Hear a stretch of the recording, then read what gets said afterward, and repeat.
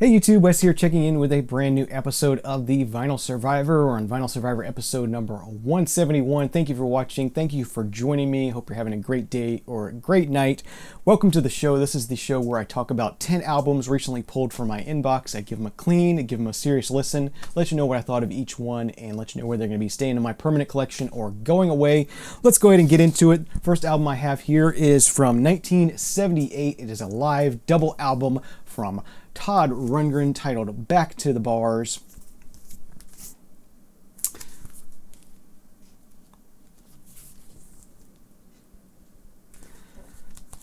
I'm just struggling to get into Todd Rundgren. This is the second thing I've listened to from him, and I can't get into it at all. I don't know what it is about Todd Rundgren. None of his songs catch my ears really well. I didn't really get into this at all. It was probably wrong for me to go to a live album this early without knowing the songs, without knowing his catalog too well. I don't think this was particularly well recorded either. I don't remember exactly, but I just remember not really vibing with it at all. So unfortunately, this one is not for me, not going to be staying in the collection. It does have some printed inner sleeves with some photos on it. It's on the Bearsville label. Unfortunately, I'm just struggling to get into Todd Rundgren. If you have any suggestions, let me know. I do have a Wizard or True Star in the inbox. I'll get to it at some point. I know that one's a well-loved album of his, but yeah. Struggling to get into them, and this one just didn't do it for me, so I'm not going to be sticking around. All right, next up is the fourth solo album by George Harrison, Living in the Material World from 1973. Really nice one from George Harrison. Really strong compositions on here. Really a nice album, nicely done album. A great mixture of sort of typical George Harrison, great guitar playing, mixing in a little bit of Indian sort of themes to it as well. Really just nice album. Glad to have picked this one up. This one had a pretty cool insert as well. I think this is the right insert here. Yeah, it is. Okay. And then on the inside of that, get some lyrics. And then this is on Apple Records with custom labels. So nicely done there. Just a really nice release from George Harrison. I definitely enjoyed listening to this one. It's going to be staying in my collection. All right, next thing I have to share with you is from 1977. This is Giles, Monkey Island, more well known as the J. Giles Band. Very early release from them. This one I found to be a bit all over the place. At times, this is a very groovy, funky rock album. At other times, it's a very progressive rock sounding album. I'm not sure if they were just trying to find their way or what, but it kind of lost me just because it bounced around quite a bit as far as the themes of the album or the feeling of the album. I definitely gravitated more towards the more progressive sounding tracks. Monkey Island, I believe, and Wreckage. The closing track were pretty awesome, sort of very progressive sounding tracks, so definitely like those the best. If I showed this, there's the gatefold. Also does have an inner sleeve with lyrics, which is nice. And you get the Atlantic yellow and black label, which you don't see too often, so that was nice. As I said, I enjoyed the more progressive sounding tracks on here, but overall this album kind of just bounced around too much for me and just couldn't get into it. So unfortunately, this one's not going to be staying in the collection. All right, next thing I have to share with you is the self-titled album from Emmet Rhodes from 1970. So great sounding sort of folk pop rock kind of sound on here. It definitely has a strong Paul McCartney vibe to it. So if you're a fan of Paul McCartney, this definitely has very much a Paul McCartney feel to it to me.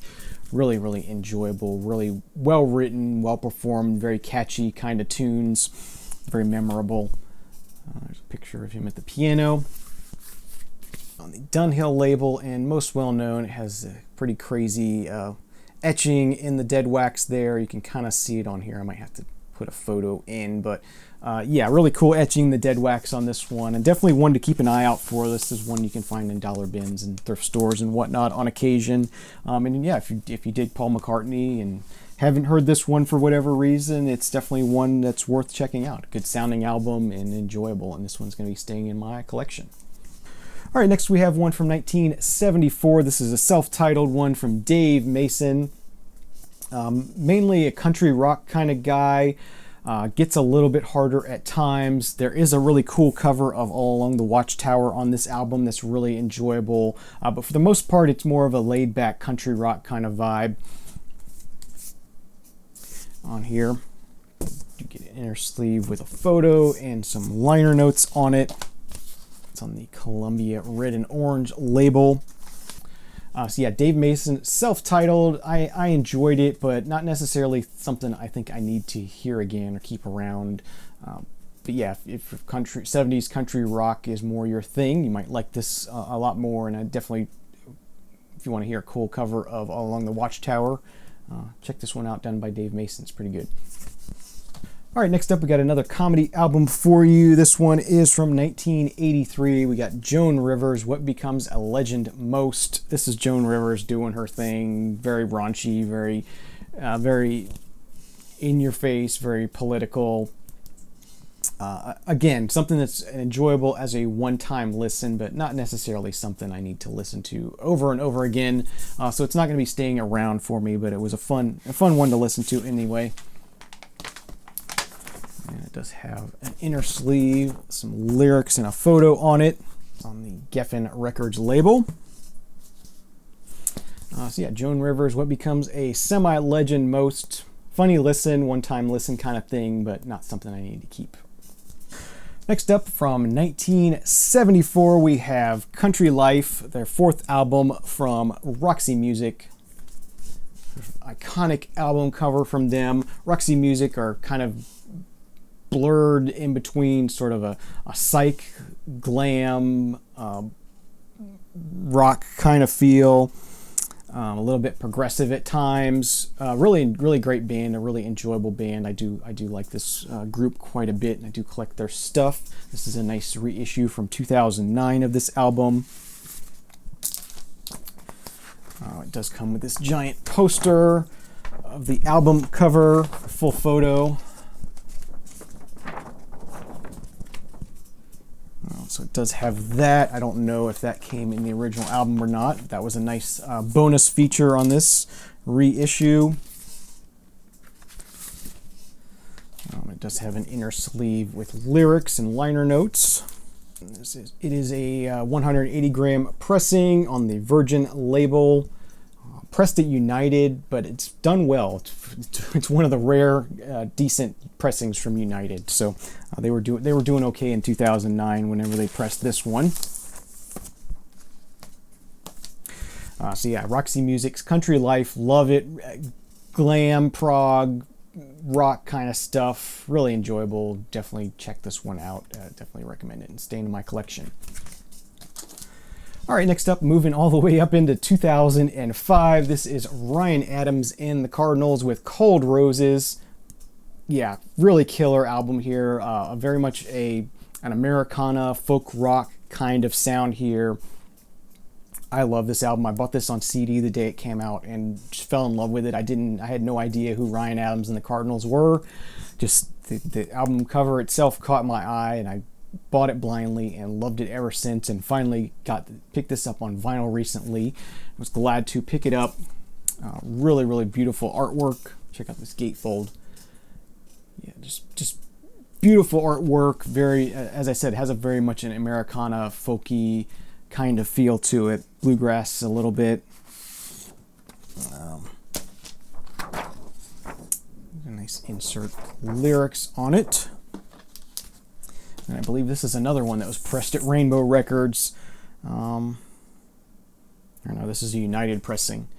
But yeah, nice colorful center labels there. So yeah, Ryan Adams and the Cardinals with Cold Roses. Definitely a thumbs up from me. Definitely a keeper in my collection. Recommended. Check them out if you haven't already. All right, next thing I have to talk about is from 2008. This is the debut album from the indie rock group Vampire Weekend, their self-titled debut. This one has Mansard Roof on it, Oxford Comma, A-Punk, a lot of hits on this one. They sort of put this out and got pretty popular. So yeah, really great album from them. I wrote down, if Paul Simon were 40 years younger and formed an indie rock group, this is what it would sound like. It definitely has sort of a Paul Simon kind of feel to it at times. And yeah, definitely just dig this one a lot. Dig this group in general. They've done some great releases since then.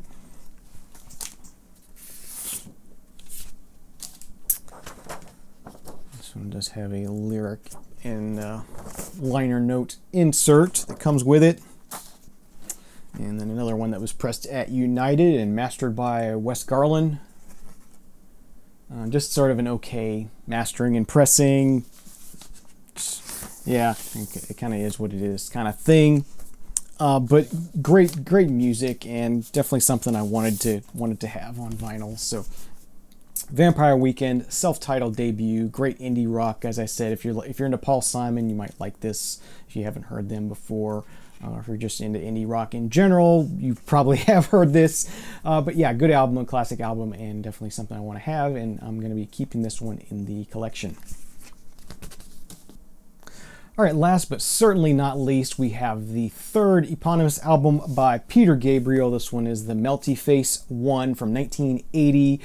This one has No Self-Control, I Don't Remember, Games Without Frontiers, Biko. Really awesome album, kind of a breakout album for him as a solo artist. Just great songs. This is a solid album throughout. Every song on here is excellent. Definitely, if you're into that sort of art pop kind of thing that Peter Gabriel is known for, this is kind of where it started. Really excellent album. I love this album. Games Without Frontiers is kind of an anti-war song. Biko is the anti-apartheid song that he does on here. As I said, gets a little political, but really good stuff. Excellent music. Definitely, if you have a curious ear, you'll enjoy the sonic landscape that he paints with these songs, and I absolutely love this album. Highly recommended if you can get it.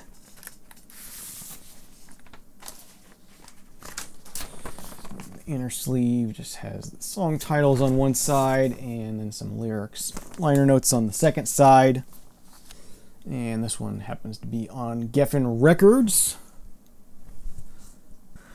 So yeah, that is going to do it for this episode of the Vinyl Survivor, closing it out with Peter Gabriel, third album, Melty Face, third solo album. Definitely a thumbs up for me. Definitely a keeper in my collection, a prized piece in my collection. So thank you for watching. Hope you all have a great day, great night. Remember, there is no bad music, only music you don't like. Thanks again. See you again real soon. Cheers.